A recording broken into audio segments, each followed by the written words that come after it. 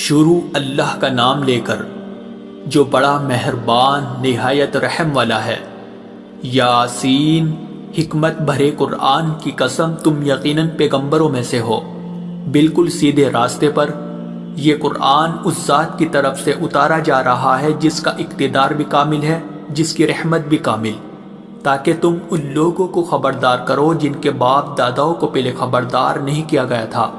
اس لیے وہ غفلت میں پڑے ہوئے ہیں۔ حقیقت یہ ہے کہ ان میں سے اکثر لوگوں کے بارے میں بات پوری ہو چکی ہے،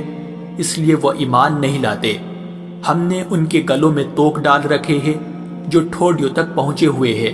اور اس وجہ سے ان کے سر اوپر کو اٹھیرے گئے ہیں، اور ہم نے ایک آڑ ان کے آگے کھڑی کر دی ہے اور ایک آڑ ان کے پیچھے کھڑی کر دی ہے، اور اس طرح انہیں ہر طرف سے ڈھانک لیا ہے،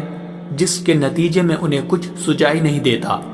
اور ان کے لیے دونوں باتیں برابر ہے، چاہے تم انہیں خبردار کرو یا خبردار نہ کرو، وہ ایمان نہیں لائے گے۔ تم تو صرف ایسے شخص کو خبردار کر سکتے ہو جو نصیحت پر چلے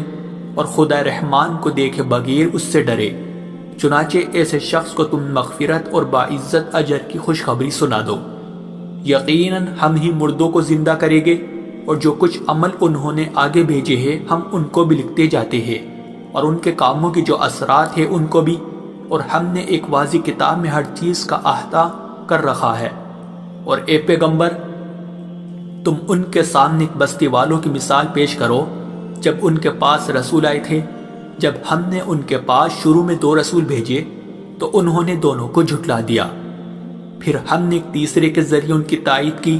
اور ان سب نے کہا کہ یقین جانو ہمیں تمہارے پاس رسول بنا کر بھیجا گیا ہے۔ انہوں نے کہا تمہاری حقیقت اس کے سوا کچھ بھی نہیں ہے کہ تم ہم جیسے ہی آدمی ہو، اور خدا رحمان نے کوئی چیز نازل نہیں کی ہے، اور تم سراسر جھوٹ بول رہے ہو۔ ان رسولوں نے کہا ہمارا پروردگار خوب جانتا ہے کہ ہمیں واقعی تمہارے پاس رسول بنا کر بھیجا گیا ہے، اور ہماری ذمہ داری اس سے زیادہ نہیں ہے کہ صاف صاف پیغام پہنچا دے۔ بستی والوں نے کہا ہم نے تو تمہارے اندر نحوست محسوس کی ہے، یقین جانو اگر تم باز نہ آئے تو ہم تم پر پتھر برسائے گی اور ہمارے ہاتھوں تمہیں بڑی دردناک سزا ملے گی۔ رسولوں نے کہا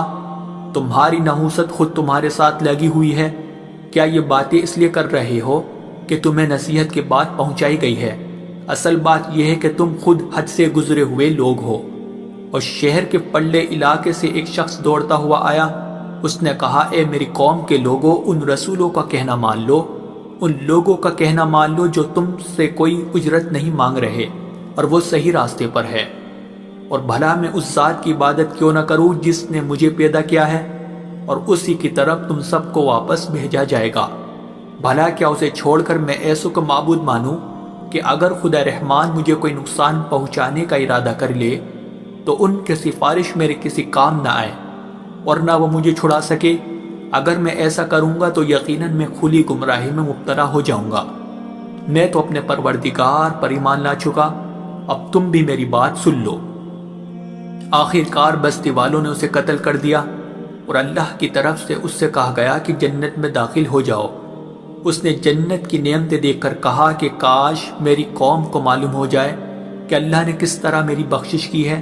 اور مجھے باعزت لوگوں میں شامل کیا ہے۔ اور اس شخص کے بعد ہم نے اس کی قوم پر آسمان سے کوئی لشکر نہیں اتارا، اور نہ ہمیں اتارنے کی ضرورت تھی، وہ تو بس ایک ہی چنگھاڑ تھی جس سے وہ ایک دم بجھ کر رہ گئے۔ افسوس ہے ایسے بندوں کے حال پر، ان کے پاس کوئی رسول ایسا نہیں آیا جس کا وہ مذاق نہ اڑاتے رہے ہو۔ کیا انہوں نے نہیں دیکھا کہ ان سے پہلے ہم نے کتنی قوموں کو اس طرح ہلاک کر چکے ہیں کہ وہ ان کے پاس لوٹ کر نہیں آتے؟ اور یہ جتنے لوگ ہیں ان سبھی کو اکٹھا کر کے ہمارے سامنے حاضر کیا جائے گا، اور ان کے لیے ایک نشانی وہ زمین ہے جو مردہ پڑی ہوئی تھی، ہم نے اسے زندگی عطا کی، اور اس نے غلہ نکالا جس کی خوراک یہ کھاتے ہیں، اور ہم نے اس زمین میں کھجوروں اور انگوروں کے باغ پیدا کیے، اور ایسا انتظام کیا کہ اس میں سے پانی کے چشمے پھوٹ نکلے تاکہ یہ اس کی پیداوار میں سے کھائے، حالانکہ اس کو ان کے ہاتھوں نے نہیں بنایا تھا۔ کیا پھر بھی یہ شکر نہیں کریں گے؟ پاک ہے وہ ذات جس نے ہر چیز کے جوڑے جوڑے پیدا کیے ہیں، اس پیداوار کے بھی جو زمین اگاتی ہے اور خود ان انسانوں کے بھی اور ان چیزوں کی بھی جنہیں یہ لوگ ابھی جانتے تک نہیں ہیں، اور ان کے لیے ایک اور نشانی رات ہے، ہم اس پر سے دن کا چھلکا اتار لیتے ہیں تو وہ یکایک اندھیرے میں رہ جاتے ہیں اور سورج اپنے ٹھکانے کی طرف چلا جا رہا ہے۔ یہ سب اس ذات کا مقرر کیا ہوا نظام ہے جس کا اقتدار بھی کامل ہے، جس کا علم بھی کامل، اور چاند ہے کہ ہم نے اس کی منزل تاب تول کر مقرر کر دی ہے، یہاں تک کہ وہ جب ان منزلوں کے دورے سے لوٹ کر آتا ہے تو کھجور کی پرانی ٹہنی کی طرح پتلا ہو کر رہ جاتا ہے۔ نہ تو سورج کی یہ مجال ہے کہ وہ چاند کو جا پکڑے، اور نہ رات دن سے آگے نکل سکتی ہے، اور یہ سب اپنے اپنے مدار، اور ان کے لیے ایک اور نشان یہ ہے کہ ہم نے ان کی اولاد کو بھری ہوئی کشتی میں سوار کیا، اور ہم نے ان کے لیے اسی جیسی اور چیزیں بھی پیدا کی جن پر یہ سواری کرتے ہیں، اور اگر ہم چاہیں تو انہیں غرق کر ڈالے، جس کے بعد نہ تو کوئی ان کی فریاد کو پہنچے اور نہ ان کی جان بچائی جا سکے۔ لیکن یہ سب ہماری طرف سے ایک رحمت ہے اور ایک معین وقت تک زندگی کا مزہ اٹھانے کا موقع ہے جو انہیں دیا جا رہا ہے۔ اور جب ان سے کہا جاتا ہے کہ بچو اس عذاب سے جو تمہارے سامنے ہے اور جو تمہارے مرنے کے بعد آئے گا تاکہ تم پر رحم کیا جائے، تو وہ ذرا کان نہیں دھرتے، اور ان کے پروردگار کی نشانیوں میں سے کوئی نشانی ایسی نہیں آتی جس سے وہ منہ نہ موڑ لیتے ہو۔ اور جب ان سے کہا جاتا ہے کہ اللہ نے تمہیں جو رزق دیا ہے اس میں سے غریبوں پر بھی خرچ کرو، تو یہ کافر لوگ مسلمانوں سے کہتے ہیں کہ کیا ہم ان لوگوں کو کھانا کھلائے جنہیں اگر اللہ چاہتا تو خود کھلا دیتا؟ مسلمانوں، تمہاری حقیقت اس کے سوا کچھ بھی نہیں کہ تم کھلی گمراہی میں پڑے ہوئے ہو، اور کہتے ہیں کہ یہ قیامت کا وعدہ کب پورا ہوگا؟ مسلمانوں بتاؤ اگر تم سچے ہو۔ دراصل یہ لوگ بس ایک چنگاڑ کا انتظار کر رہے ہیں جو ان کی حجت بازی کے عین درمیان انہیں آ پکڑے گی، پھر نہ یہ کوئی وصیت کر سکے گے اور نہ اپنے گھر والوں کے پاس لوٹ کر جا سکے گے، اور سور پھونکا جائے گا تو یکایک اپنی قبروں سے نکل کر اپنے پروردگار کی طرف تیزی سے روانہ ہو جائے گے، کہے گے کہ ہائے ہماری کم بختی، ہمیں کس نے ہمارے مرکز سے اٹھا کھڑا کیا ہے؟ جواب ملے گا کہ یہ وہی چیز ہے جس کا خدا رحمان نے وعدہ کیا تھا اور پیغمبروں نے سچی بات کہی تھی، اور کچھ نہیں، بس ایک زور کی آواز ہوگی جس کے بعد یہ سب کے سب ہمارے سامنے حاضر کر دیے جائیں گے۔ چنانچہ اس دن کسی شخص پر کوئی ظلم نہیں ہوگا اور تمہیں کسی اور چیز کا نہیں، بلکہ انہی کاموں کا بدلہ ملے گا جو تم کیا کرتے تھے۔ جنت والے لوگ اس دن یقیناً اپنے مشغلے میں مگن ہوگے، اور وہ ان کی بیویاں گھنے سایوں میں آرام دانشتوں پر ٹیک لگائے ہوئے ہوگے۔ وہاں ان کے لیے میوے ہوگے اور انہیں ہر وہ چیز ملے گی جو وہ منگوائے گے۔ رحمت والے پروردگار کی طرف سے انہیں سلام کہا جائے گا، اور کافروں سے کہا جائے گا کہ اے مجرموں، آج تم مومنوں سے الگ ہو جاؤ۔ اے آدم کے بیٹو، کیا میں نے تمہیں یہ تاکید نہیں کر دی تھی کہ تم شیطان کی عبادت نہ کرنا، وہ تمہارا کھلا دشمن ہے، اور یہ کہ تم میری عبادت کرنا، یہی سیدھا راستہ ہے۔ اور حقیقت یہ ہے کہ شیطان نے تم میں سے ایک بڑی خلقت کو گمراہ کر ڈالا، تو کیا تم سمجھتے نہیں تھے؟ یہ ہے وہ جہنم جس سے تمہیں ڈرایا جاتا تھا، آج اس میں داخل ہو جاؤ کیونکہ تم کفر کیا کرتے تھے۔ آج کے دن ہم ان کے منہ پر مہر لگا دیں گے، اور ان کے ہاتھ ہم سے بات کریں گے، اور ان کے پاؤں گواہی دیں گے کہ وہ کیا کمائی کیا کرتے تھے۔ اور اگر ہم چاہیں تو یہی دنیا میں ان کی آنکھیں مل یا میٹ کر دیں، پھر یہ راستے کی تلاش میں بھاگے پھرے،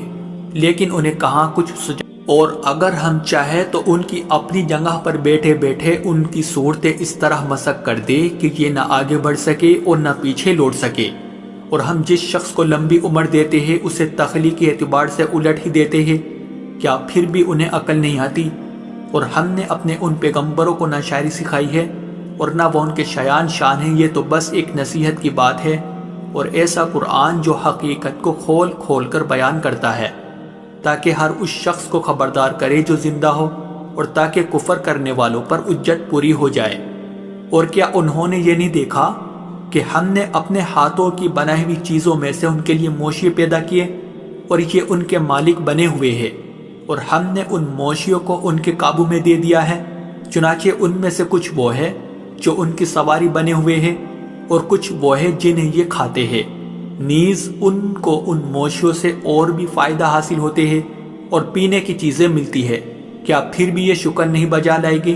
اور انہوں نے اللہ کو چھوڑ کر اس امید پر دوسرے خدا بنا رکھے ہیں کہ انہیں ان سے مدد ملے، حالانکہ ان میں یہ طاقت ہی نہیں ہے کہ ان کی مدد کر سکے، بلکہ وہ ان کے لیے ایک ایسا مخالف لشکر بنے گے جسے قیامت میں ان کے سامنے حاضر کر لیا جائے گا۔ غرض اے پیغمبر، ان کی باتیں تمہیں رنجیدہ نہ کریں۔ یقین جانو ہمیں سب معلوم ہے کہ یہ کیا کچھ چھپاتے اور کیا کچھ ظاہر کرتے ہیں۔ اور کیا انسان نے یہ نہیں دیکھا کہ ہم نے اسے نطفے سے پیدا کیا تھا، پھر اچانک وہ کھلم کھلا جھگڑا کرنے والا بن گیا۔ ہمارے بارے میں تو وہ باتیں بناتا ہے اور خود اپنی پیدائش کو بھلا بیٹا ہے، کہتا ہے کہ ان ہڈیوں کو کون زندگی دے گا جب کہ وہ گل چکی ہوگی۔ کہہ دو کہ ان کو وہی زندگی دے گا جس نے انہیں پہلی بار پیدا کیا تھا، اور وہ پیدا کرنے کا ہر کام جانتا ہے۔ وہی ہے جس نے تمہارے لیے سرسبز درخت سے آگ پیدا کر دی ہے، پھر تم ذرا سی دیر میں اس سے سلگانے کا کام لیتے ہو۔ بھلا جس ذات نے آسمانوں اور زمین کو پیدا کیا ہے، کیا وہ اس بات پر قادر نہیں ہے کہ ان جیسوں کو دوبارہ پیدا کر سکے؟ کیوں نہیں، جبکہ وہ سب کچھ پیدا کرنے کی پوری مہرت رکھتا ہے۔ اس کا معاملہ تو یہ ہے کہ جب وہ کسی چیز کا ارادہ کر لے تو صرف اتنا کہتا ہے کہ ہو جا، بس وہ ہو جاتی ہے۔ غرض پاک ہے وہ ذات جس کے ہاتھ میں ہر چیز کی حکومت ہے، اور اسی کی طرف تم سب کو آخر کار لے جایا جائے۔